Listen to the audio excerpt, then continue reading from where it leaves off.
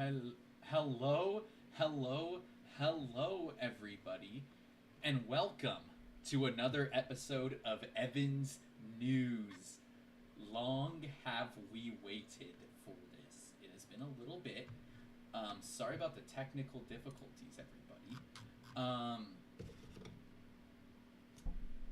Things. I think we're doing okay. I think if anybody is in chat, can you say if you can hear me or not? That would be cool. Doesn't say anything about not being able to hear me. So I think that's good. Oh, food and fiddlesticks. Just hecka realized. I do not have. Okay. So, I hope everybody can hear me okay. I'm assuming folks can hear me. Anywho, welcome to another episode of Evan's News. There's a lot that we need to talk about. So first off, sorry for not streaming. Things have been... Hello, Janessa. Welcome to another episode of Evan's News. Things are going wonderful. Things are going great. I hope you are doing both wonderful and great. Evan, you are a distant echo. We missed you. Oh, fooey. Oh, I may be a distant echo because the microphone was not near my face. Can you guys hear me? Can you guys hear me better now? Yes, you did.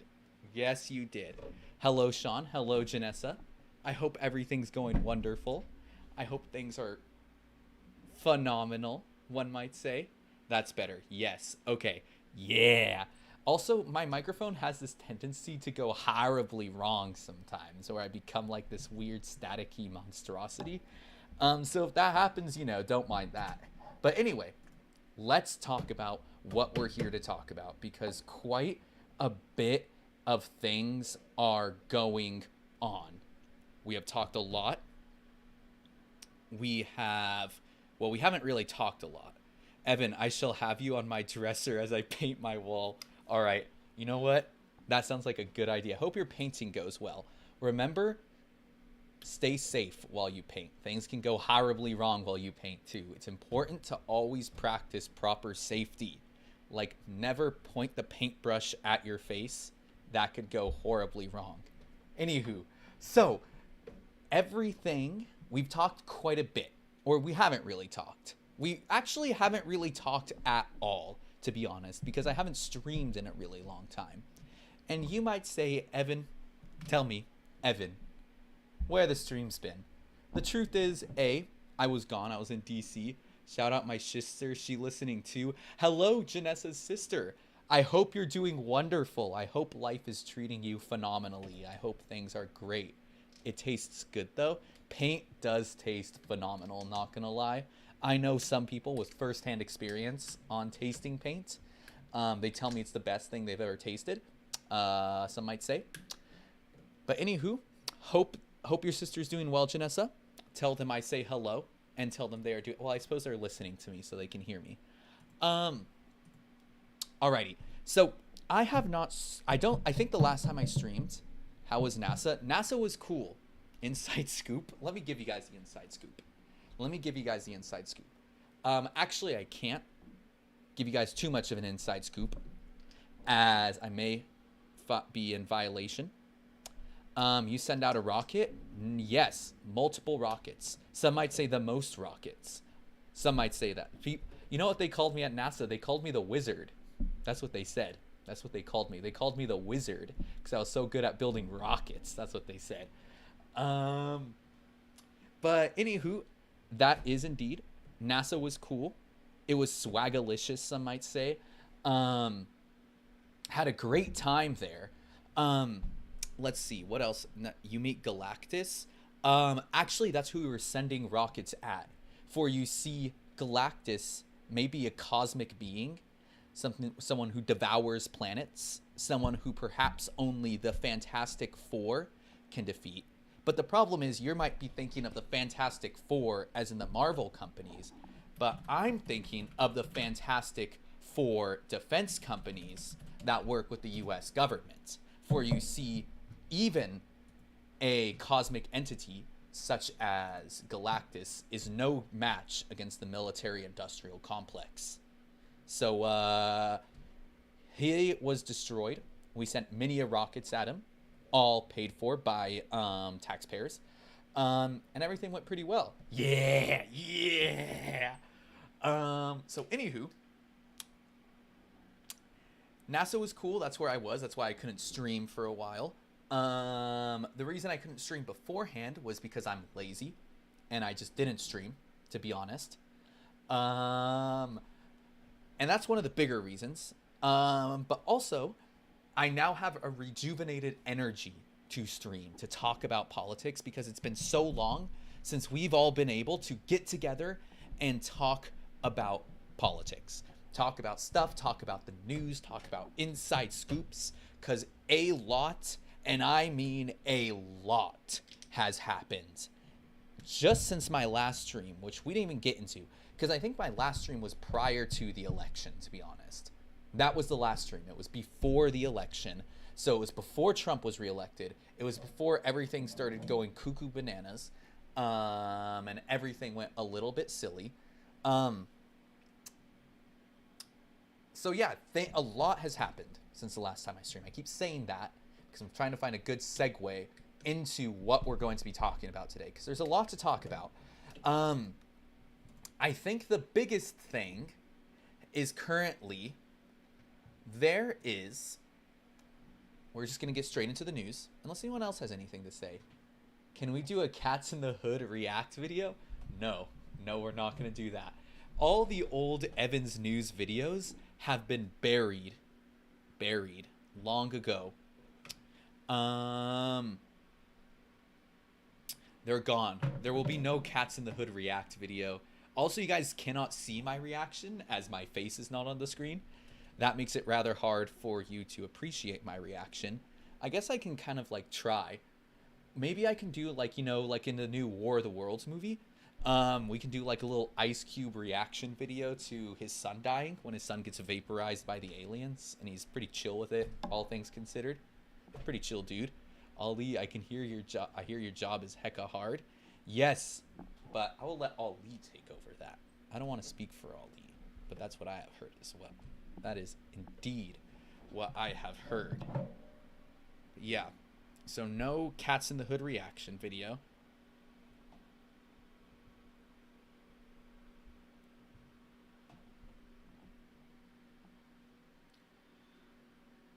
But yeah, so that's what's been going on.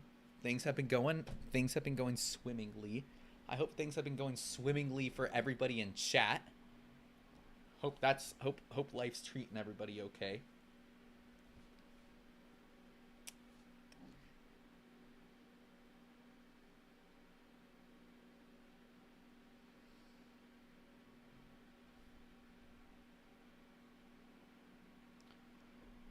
But yeah, so fun stuff. Okay.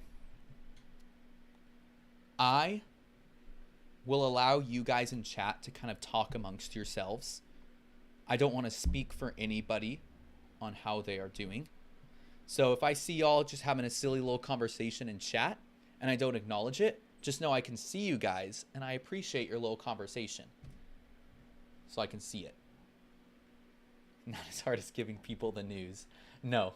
Yes, I think it is quite a bit harder than giving people the news. For you see, I am not one of the great, what do you call it?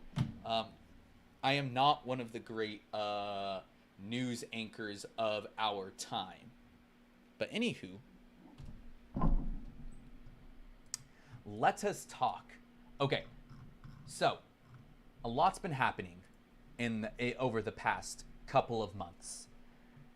A lot to talk about, and we can talk about any specific thing that has happened over the past couple months that you guys want to talk about.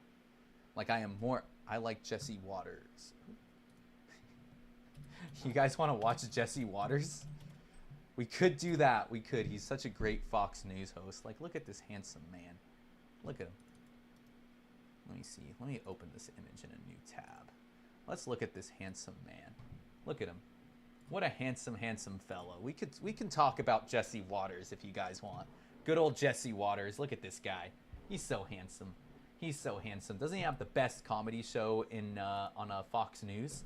Maybe we can watch some Jesse Waters for a little bit after this. He's the guy. Wait, no. He's not the guy.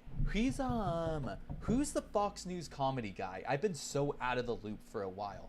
Gutfield. My boy Gutfield. That's right. My boy Gutfield. He's the new Fox News guy. Yeah, this guy. Look at this handsome fella. Gutfield. That's his name. That's who we're thinking of. That's what I'm thinking of. Gutfield. Jesse Waters is just one of the other Fox News hosts. Yeah, they're having a great time at the moment. They're, giving their news, giving their political takes. They're rather awful takes, but that is what it is. Free country, I suppose. We can watch some Fox News. We can absolutely watch some Fox News. I was going to talk about Trump wanting to take, essentially send in the National Guard and have the feds take over the DC police right now, which is pretty interesting, to be honest. That's what I was going to talk about. But if there's something that you guys would like to talk about, like perhaps Jesse Waters, we can watch some Fox News stuff. That's what I was going to talk about. But let me see here. So what's going on right now in DC?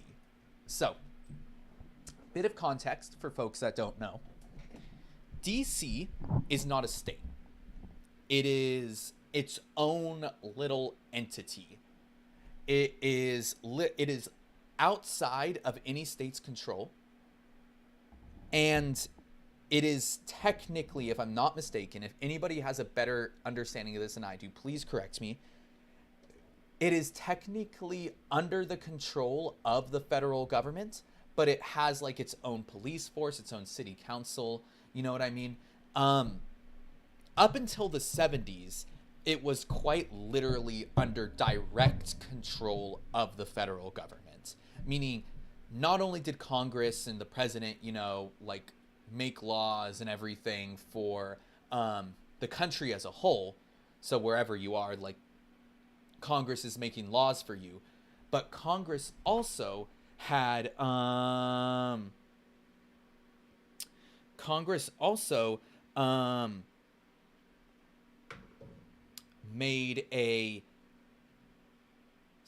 Congress would also literally make the laws for DC. But back in the 70s, they were like, damn, we don't really want to make laws for the whole country, as well as have to deal with, maintaining infrastructure, maintaining a police force, all that kind of stuff for DC. They decided to make DC kind of its own independent thing. It was already kind of its own thing, but at that point, it got its own city council, it got its own mayor, and DC was in charge of DC infrastructure, if that makes sense. Stuff like the police, stuff like the fire department. No longer was it paid for by the federal government, but it was, there was its own citywide infrastructure. Any city has a mayor, any city has a city council, then DC got it. So that was back in the 70s that happened. And, DC historically has also voted super duper blue, right? DC has always been a Democratic stronghold. It's very, very, very Democratic, as in 90+% Democrat is what it votes on a consistent basis. So there's that. Very important. DC has also a really big statehood movement. So if you live in DC, you have federal laws that apply to you, right? Like the rest of the country. If no matter where you live, federal laws always apply. But the thing about that is DC cannot vote for a representative. Put an asterisk on that because I'm going to clarify that for a second. There's somebody already well, DC does technically have a representative. DC cannot vote in a Senate election. DC does not get 2 senators. DC does not have the rights of statehood, which means people within DC do not get to vote for a representative, and again, put an asterisk there, or any senators. They don't get any congressman that has meaningful effects on laws federally. Essentially, fundamentally, they have taxation without representation. They have one non-voting member in the House of Representatives. So DC does have a member in the House, but that member in the House cannot, that member in the House cannot actually vote on any laws. That member of the House is just kind of chilling there. I mean, like, they can raise up like a whole stink for DC, but other than that, they can't do much more than that. They can vote for the president, though. They do have a say in the presidential elections. But, normally, the president needs to go through Congress to get any power or to get any laws passed. This is also issues in places like Puerto Rico. Sounds cringe. It is cringe. Taxation without representation is giga cringe. So there's a push for DC to be a state. That essentially DC, the District of Columbia, would be its own state, meaning it would have at least 1 representative in the House and 2 senators. Now, however you feel about this, it's a city that's also going to get statehood. A lot of Republicans are against this because, like I said, DC overwhelmingly votes Democrat. Like, more than California, more than any other state, DC overwhelmingly votes Democrat because it's a city, and cities usually overwhelmingly lean liberal. So if DC were to become a state, you could guarantee that would be at least 1 blue voting member in the House and 2 blue voting senators. And the Senate especially is where that balance of power would be tipped. You know what I'm saying? So usually Republicans tend to be against DC getting statehood because that would offset. That would give the Democrats 2 consistent senatorial seats. And when you have, in the event that DC would become a state, 52 senators, DC contributes a decent amount to that. That's almost what? Gosh, 1% at that point? Over it's a decent percentage, to be honest. So, you might be wondering, Evan's news, that's great. That's wonderful. That sounds phenomenal. That's a great little history lesson. Why does that matter for what's going on right now? Now, DC DC did have a crime problem. Like every major city, let's be real, guys. Crime has been an issue in DC. In the past. Every city in the world, DC has been a, how do I say it? DC has been, it's had a crime problem. It's just the way the world works. Big cities have crime issues. Now, DC has actually seen a drop in crime in recent years. There was a really big peak in 2023 for whatever reason. Crime kind of surged that year, but it's been down ever since. The crime rate across the country has been going down. There's a lot of fear mongering about, how do I say it? About really high crime rates and stuff, but overall, crime tends to be down. Crime is not as high as it was in the 90s and stuff. Crime, even the peaks in COVID, crime wasn't as bad as it was in the 90s. Maybe I'll have to look back. Actually, put an asterisk on that. I can't confirm that. So I might need to look at the data. So what the Trump administration right now is essentially using DC's crime rate, even though it, again, really isn't, let me see. 2020, let me see. Most dangerous cities in the U.S. 2024. let's see here. We're just kind of going over this.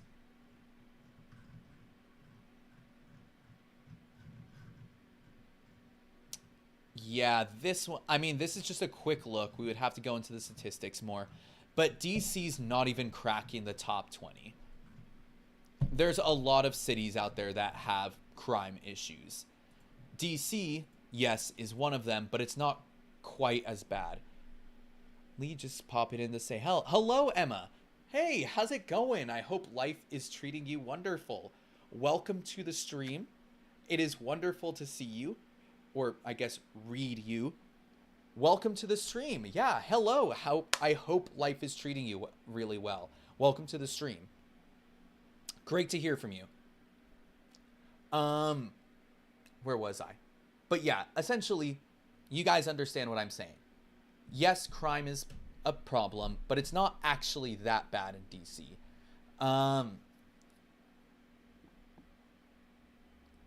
So, what the Trump administration right now is doing. Sorry, I had to catch my sorry. Great to hear from you, Emma. I really hope you're doing well. I hope everything's going fun, really fun. So, what Trump is doing right now is what he is saying is essentially, because he's been talking for a little bit. Wish I got a welcoming like that. Sean, I just saw you like a couple days ago. Sean, you know what? You know what, Sean? I'll give you a nice welcome. Sean, welcome to the stream. It's great to hear from you. I hope life is treating you wonderfully. Welcome to the stream, Sean. I hope painting your house is going good. Life is good. About to watch Friendship with Tim Robinson. Oh, fun. I've actually never heard of that film. He didn't even acknowledge me. Okay, guys. All right, alrighty. Let me acknowledge everybody. Janessa, welcome to the stream. Great. That sounds a little forced, but I'll take it. Yes, Sean. Yes, it is forced. I mean, no, it's not. No, it is not. I hope you have fun watching Friendship with Tim Robinson. Who is Tim Robinson, actually? And welcome, Ali, to the stream. Wonderful to see you. Hope life is treating you phenomenally. Huzzah. Oh, Tim Robinson. I know this guy. He's, my gosh, yep, I know exactly who my boy Tim Robinson is. You should watch it. Peace out, friends. Have a wonderful day, Emma. Yeah, this is Tim Robinson, for anyone that's wondering. He was born in 1981, 8 years before the fall of the Berlin Wall, meaning there's a small chance that he remembers it.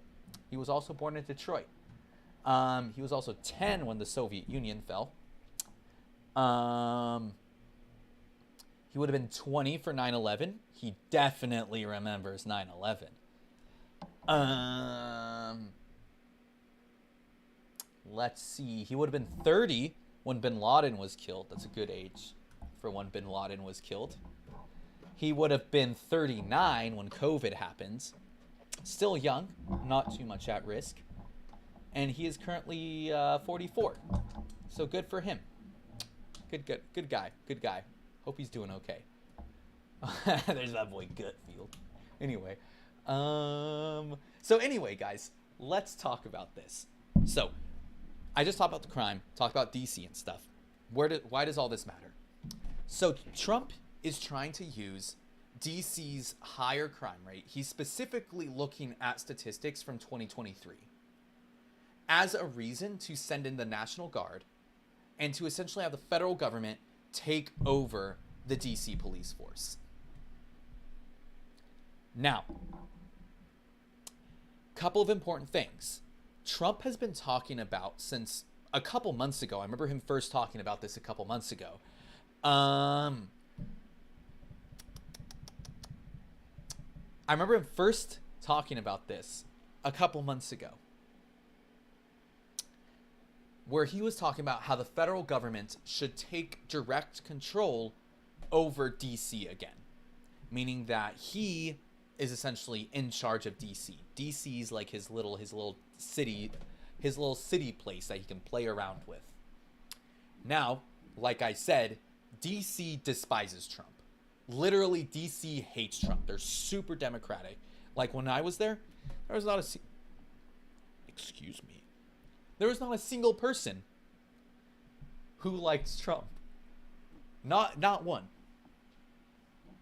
So DC hates Trump, and Trump has been talking for months about taking over direct control of DC.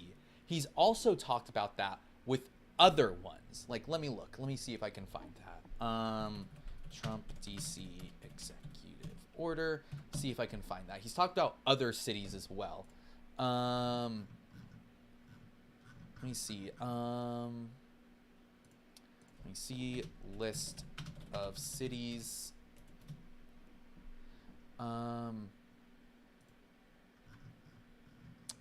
Can't find an exact one, but there's a reference to other cities as well. Cities like San Francisco, cities like Los Angeles. I would have been the one. That's right, Sean. You would have been there. You would have been, if there's a million fans of Trump, you're one of them. If there's one fan of Trump, you're that one fan. If there's no fans of Trump, Sean, you're gone. You're dead. You're gone. Rest in peace, Shawnee P. So, again, trying to get to my point. Sorry, I'm a little rusty, guys. It's been a while since I've streamed. Now, what Trump is trying to take over DC. He's been talking about this for a while, and he's talking about how other cities are next. Cities like San Francisco, cities like Los Angeles, cities like Chicago. Cities where, again, yes, there's a crime problem. There's crime problems everywhere. But I think we can all see why the federal government, the feds coming in and taking over local police forces, might be not great. Now, again, every police force is to a certain extent controlled by the government, like the city council and stuff. But when you have police forces that are controlled by the federal government, that's pretty cringe, because obviously they're going to follow the whim of the federal government. But also the fact that Trump has been getting more and more authoritarian, things like the ICE raids, things like, there's so much that we can say. It's hard to even think of more examples. Things like Palantir, where they're trying to get all of Americans' data into one little, source. Get all of Americans' data just into one little thing. They've been, suing a lot of news organizations. They've been trying to get Harvard and stuff to, bow to their way. There's a lot of stuff going on. I know I'm being very vague. But with Trump's growing authoritarianism, him wanting to take over DC, right now it's just of the law enforcement wing of DC. Technically, DC City Council is still there and the mayor is still there. But what he wants to do is essentially take over the policing, which is pretty damn sus. There's a reason that we like to have the police force, federalized, essentially. You probably don't want the police force to be controlled just by the federal government. I think we know this. So yeah, this is getting kind of scary.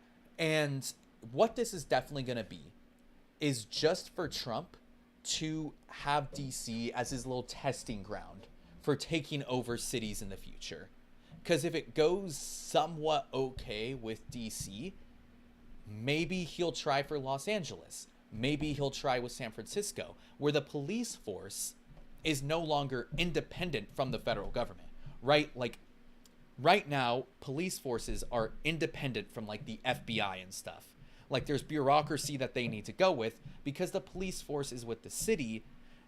They don't work with the state. They don't work with the federal government. I'm sure there's a bunch of intertwining stuff that somebody who knows more about police bureaucracy and police, all that kind of stuff might be able to say.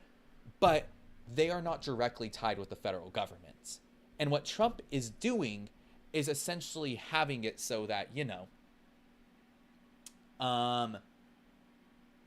the police are directly tied with the federal government. After, wanting to make laws where it's you can get funding cut if you criticize Israel and that kind of stuff, where where you might get deported even when you have a valid visa. with no due process if you were seen, like, you know, within like different protests and that kind of stuff.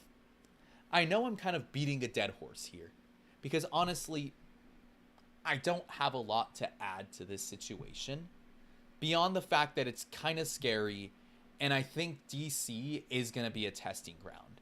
Now, Trump can get away with DC a lot more easily than places like Los Angeles and San Francisco, where I can imagine taking over those police forces are going to be a lot harder.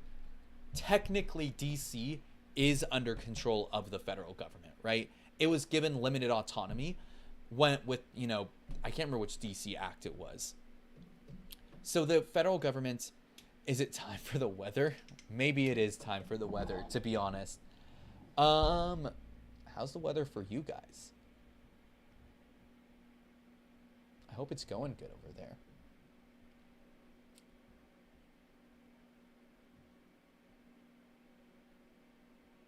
Hope the weather's going well. But yeah, Trump can essentially use this as his testing ground because the federal government has a little bit more control over DC. And it's going to be harder to do that with other cities, but we're seeing, like, he deployed the National Guard to Los Angeles, and there was that whole fight with him and Newsom a couple months ago. ICE going in and just, like, deporting people with no due process. It's going to be interesting to see what happened because the people of DC immediately went against that. Because, you know, they do like their little bit of independence from the federal government. That, I mean, this whole federal system, you know, the founders made because they don't fuck with the fact that, like, the federal government might have all the power. They want to have a little bit of federalism to it. They want to have layers and everything. So obviously, this is a little interesting. It's going to be interesting to see how this goes because crime has always been kind of their, like, go-to excuse for, how do I say it? Their go-to excuse for trying to pass these kind of, like, to do this kind of stuff. Crackdowns, like, more policing, that kind of stuff. They've always used higher crime as an excuse to do this kind of stuff. So we're going to see what's going to happen. It's interesting to keep our eye on this.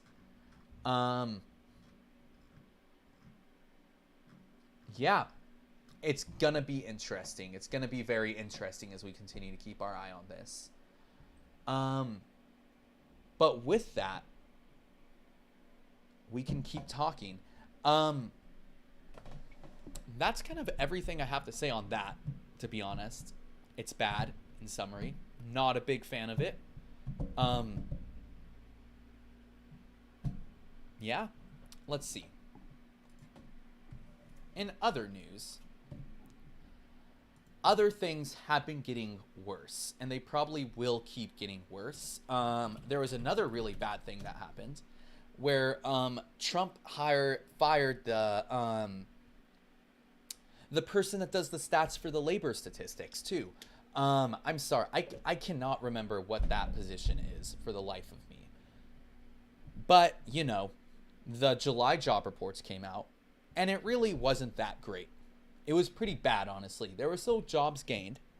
Wasn't a net loss, which is pretty cool. But it really wasn't that good, and the May and June jobs reports were also, you know,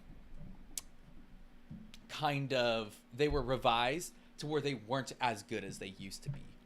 Now, beyond, like, this entire, like, stuff going on with DC, which is scary, we're going to keep our eye on that. We're going to keep on reporting. I'm going to try and stream a lot more. The thing about,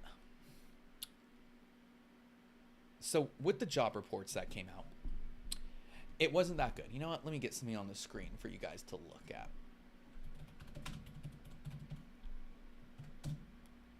Let's see here.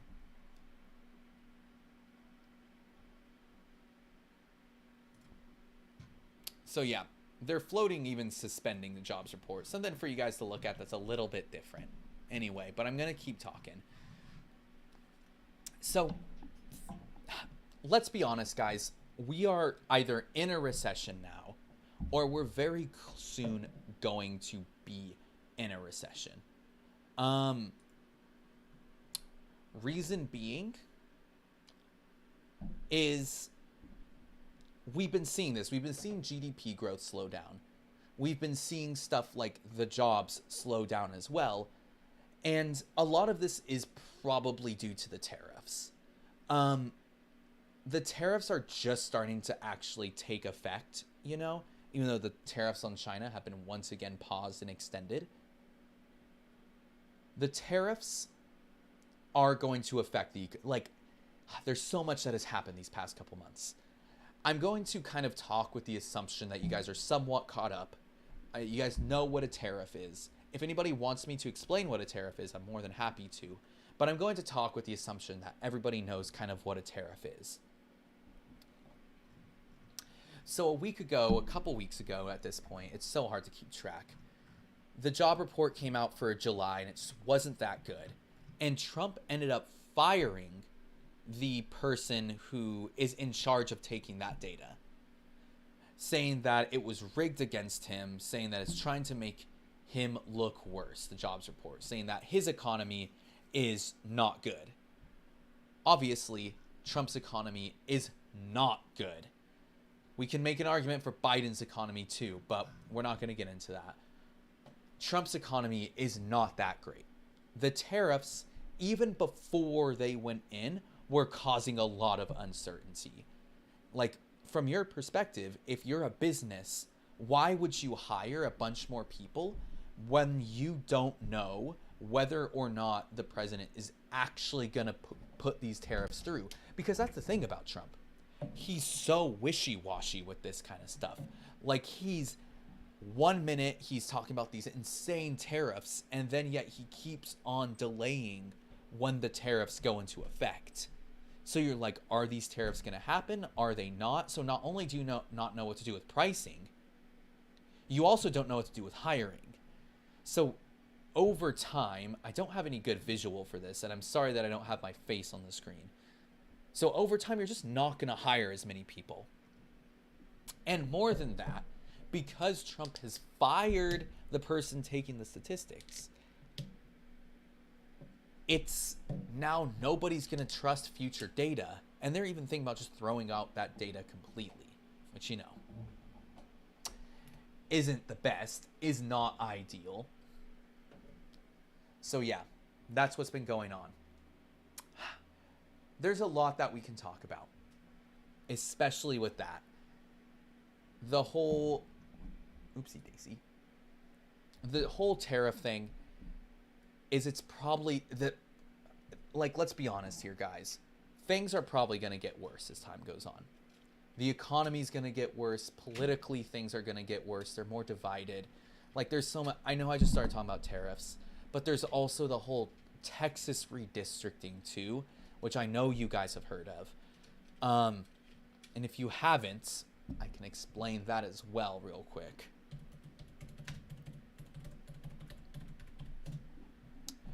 So, gosh, I'm so sorry, guys.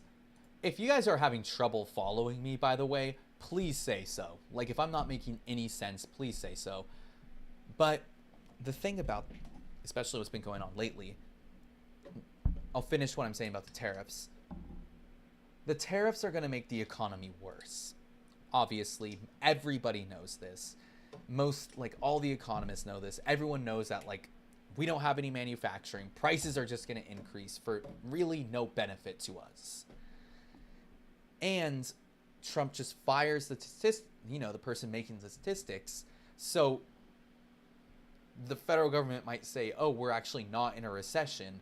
And we could be. Like, what Trump's been doing, like, and I know it's like, oh, this whole thing, you never make sense, and that's okay. Thanks, Sean. I appreciate that. And I love you, buddy.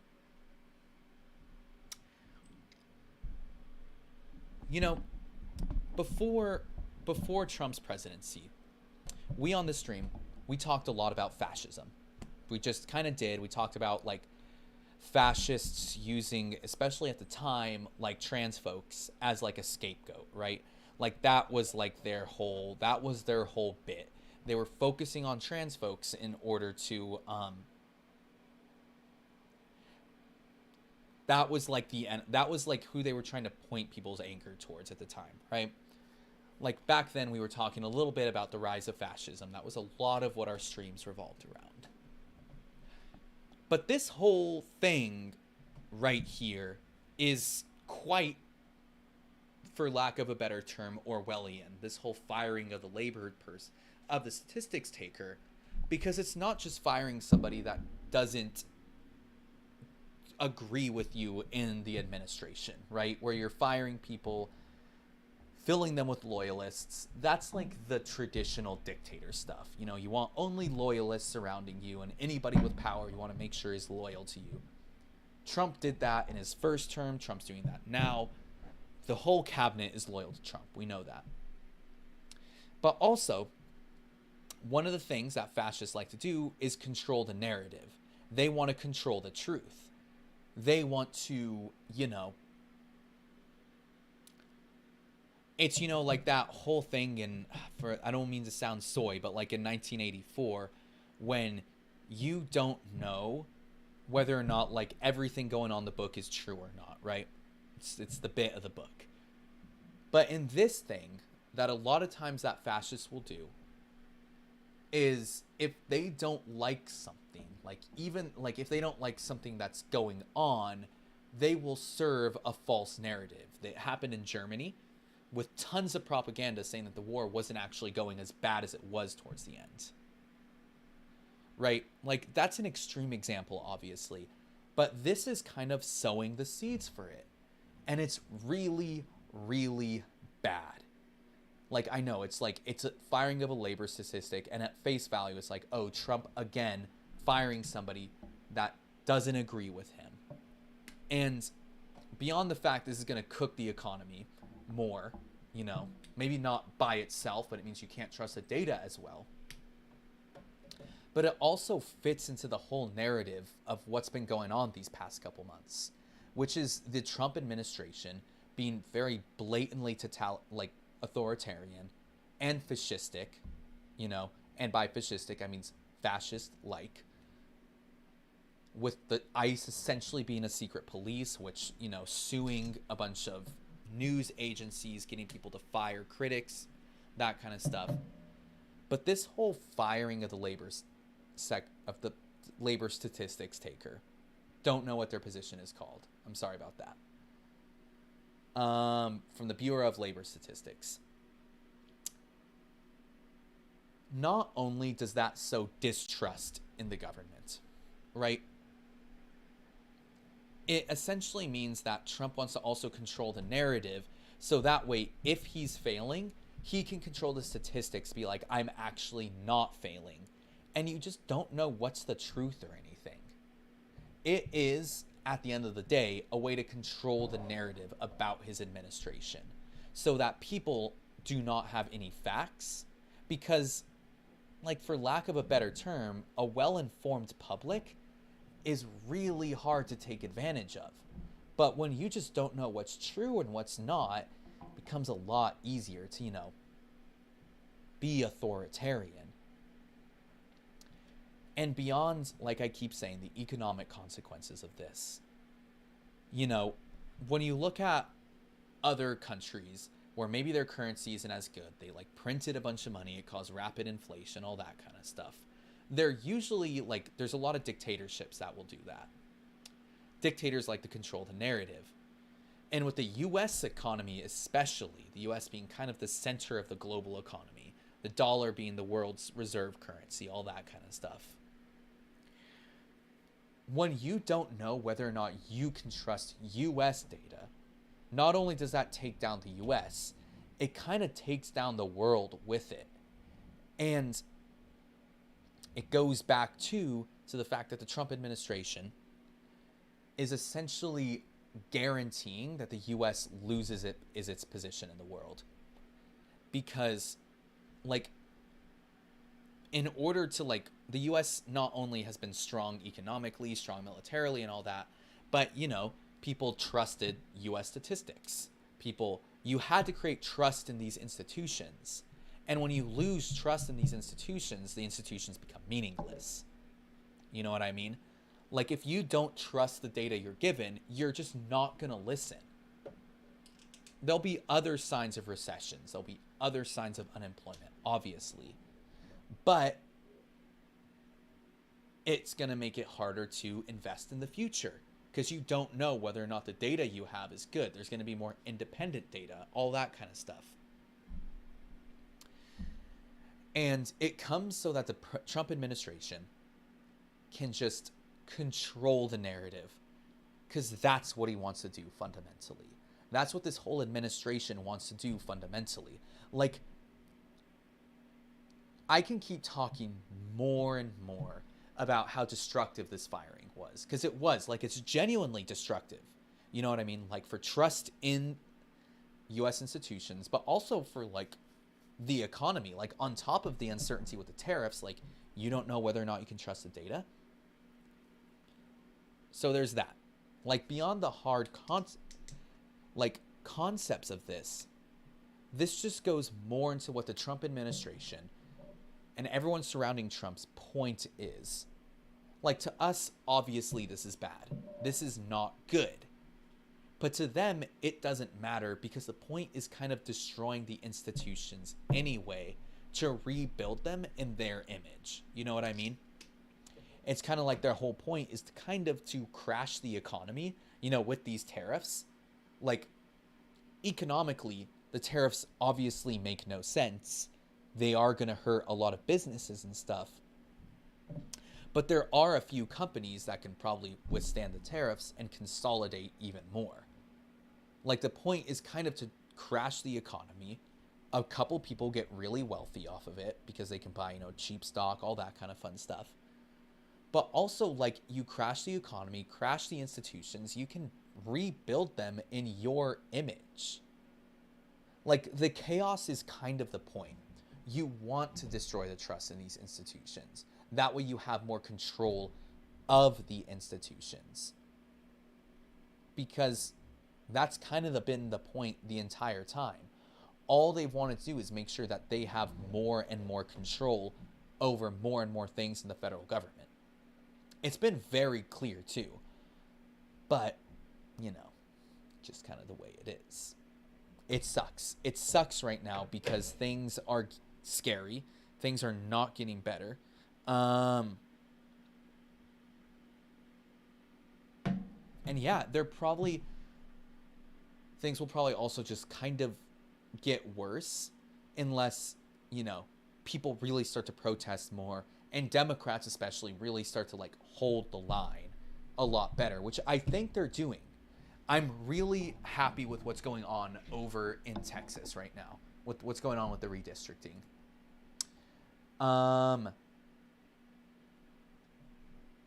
Kind of as a segue into the next thing, and probably last thing that we're going to talk about. Redistricting is a thing that is happening. And it's something that the Texas legislature wants to do. They want to redistrict Texas. Now, what does that mean? So, if you're familiar with the House of Representatives, the way it works is that you have a bunch of districts with ideally equal population, and everyone in those districts votes, right? But as you know, there are not nice clean squares where everybody votes evenly. You know what I mean? One district is overwhelmingly might vote Republican, another district might overwhelmingly vote Democrat. And what you can do with those is play around with the lines of the districts so that one district might be Republican consistently and another district might be Democrat. It's called gerrymandering. Something that's happened a lot in the past. Still does happen. But what Texas blatantly wants to do is redistrict the state in order to how's it going, chat? I hope it is going good, because I hope you guys are all doing well. Because that's what Texas, that way the Republicans can gain a couple of seats in the House. That way, when the midterms come along, they don't lose as much power, because right now it's seen like they're going to lose power, seeming like things are going to go pretty poorly for the Republicans. So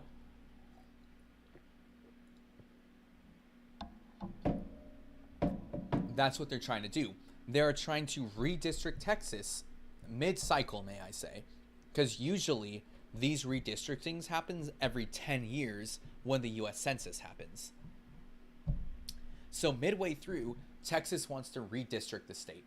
They want to redistrict it in a way that they will, what is this thing? Things suck, but I have a cat and dog who love me. So, you know what? That's kind of the best you can hope for, to be honest, Nick. That is really the best you can hope for. I hope you're doing good, Nick, by the way. Hope all is well. So, yeah. So now what the Democrats are doing is Texas Democrats left Texas. That way the Texas legislature did not have enough people to have a quorum, which a quorum is what you need in order to actually like do governmental business, right? Like in the Senate, if there's not enough senators there, you can't do senatorial business.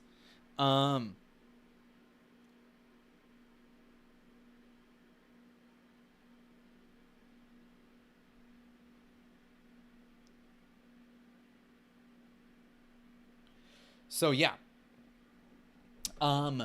you can't do like senatorial business and stuff. So that's what's going on in the Texas legislature. They need a quorum, enough legislators there in order to actually do this redistricting, which the Republicans will win that because Texas is a red state. So yeah, what the Democrats did is they left Texas in order to make sure they couldn't do that, essentially. And I really like that. And what Newsom is doing over in California is saying that if they go through with this, California is going to gerrymander itself to make sure you have essentially a 50 district blue state over here. Essentially saying that if Republicans are going to play dirty, Democrats are going to play dirty too. And I really like that. I think that's a really good step in the right direction. Because one of the issues going on, at least with Democrats in Congress, is that they're kind of not fucking doing anything. Like, they're not putting up any meaningful resistance to what Trump is trying to do. They don't do anything, essentially. Like, so what Democrats are doing in Texas is making sure that they do not have enough for a quorum. They cannot essentially do anything. They walked out. They did what Republicans have done multiple times, which is delay so that Democrats can't have their way. That rhymes. And now Democrats are actually fighting back kind of meaningfully. And I think that's a good thing. But yeah. Anyway, guys, that's kind of all I have to say on what's been going on recently. There's more I can say, probably, unless you guys have something to say. I'm probably gonna end the stream here, just because I don't know really what else there is to talk about. Unless you guys have something you want to talk about. Anybody? You guys, anything on your guys' mind? Doesn't even need to be political related. We can talk about the weather, as Ali said. We can talk about love. We can talk about the human condition.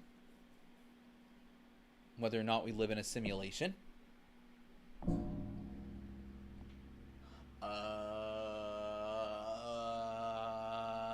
The moon haunts you. This is it kind of does. Honestly, it kind of does. The moon does haunt us. No, we're not going to talk about that, Ali.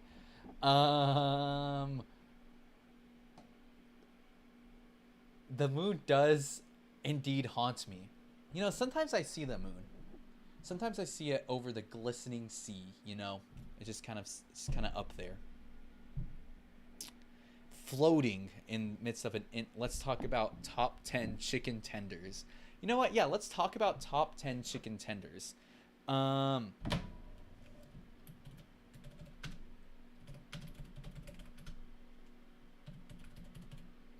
know what? Let's talk about it. Guys, let's pull up paint. Talk about top 10 chicken tenders. But Janessa, the moon does haunt me, to be honest. Sometimes I feel like it stares at me, stares through my window. I don't know how to explain it. Top 10 people in chat. Well, there's only 3 people in chat currently, so I'm not ranking you guys because I love you all equally. Mwah. The moon does kind of haunt me because sometimes I feel it staring into my window, especially late at night. Like its glistening, beautiful beams don't feel like, my gosh, look how beautiful the moon is, but instead they feel like tendrils coming into my home, like they're gonna rip me from my bed and take me up into the deep dark void which the moon resides. So yes, the moon does haunt me, and I fear I cannot last much longer. Anywho, let's talk about the top 10 chicken tenders. Number 1, definitely a controversial pick. I'm thinking Jack in the Box. Yeah, I love Jack in the Box. I love their chicken tenders, to be honest. Number 2, you know what? Let's go with Taco Bell. I like the Taco Bell chicken tenders, definitely pretty good. Number 3, I'm thinking Chili's. Chili's has some pretty good chicken tenders. Yeah, they're pretty good. Number 4, I'm thinking, hell yeah. Yeah. With that good sauce. Yes. God bless the good sauce. God bless. That's the ones that Jack in the Box, right? The good sauce. God bless. Like, it's not only is it good, it's good squared. You know what I mean? It's good. It's good. Number 4, I'm thinking freaking yeah. No Popeyes yet is crazy. We'll get to Popeyes because number 4 is, I'm thinking KFC. Number 5, we're gonna give it to Popeyes. Number 6, them frozen chicken strips from the Dollar Tree. I love those guys. Those are really good. I know those are real chicken. Dollar strips.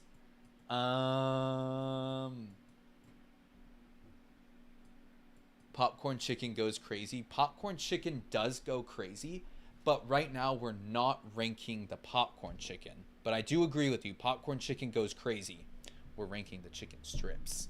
God bless the chicken strips.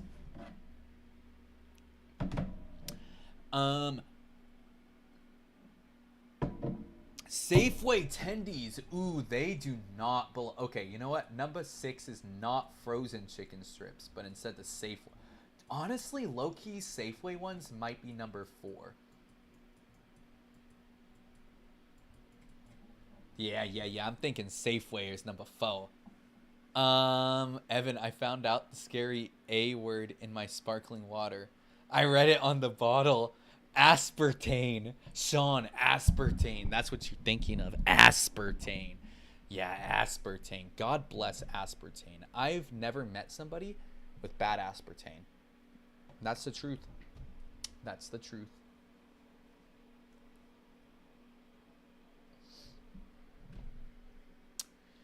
Anywho, God bless aspartame. You know what? I love aspartame. I don't fuck with, like, because the thing about high fructose corn syrup is it's really bad for you, right? There's so many calories. There's sugar and stuff. All these things about aspartame. AAA aspartame plus red dye 40 equals God's food. The Lord gave us the ability to manipulate the earth, to create our own foods, to create our own way in this world.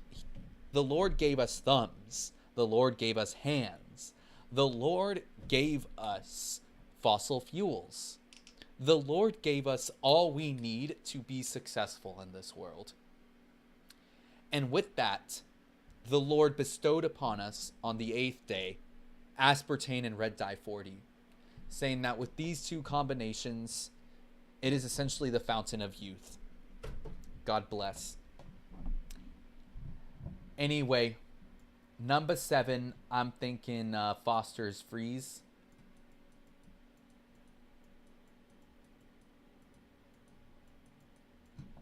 Number 8, I gotta give him to I don't know, actually.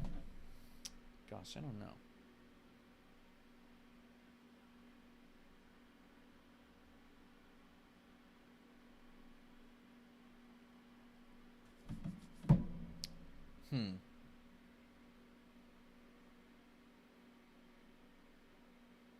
You know what? The rest of the 8 goes to various... The rest of the 2 go to various other stores where you can find some. That's what I'll say. That's what I'll say. I don't know. I don't know, guys. I genuinely don't. Yeah. I think that was a good talk. I think that was a good thing. I think we did a good thing there. I think that was a good thing to talk about on stream.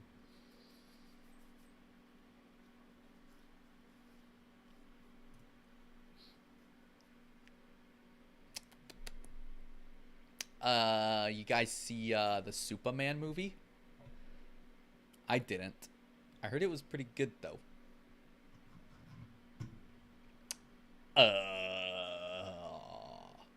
No, let me be clear. Beautiful. I'm glad. Well, guys, I think that was a wonderful stream.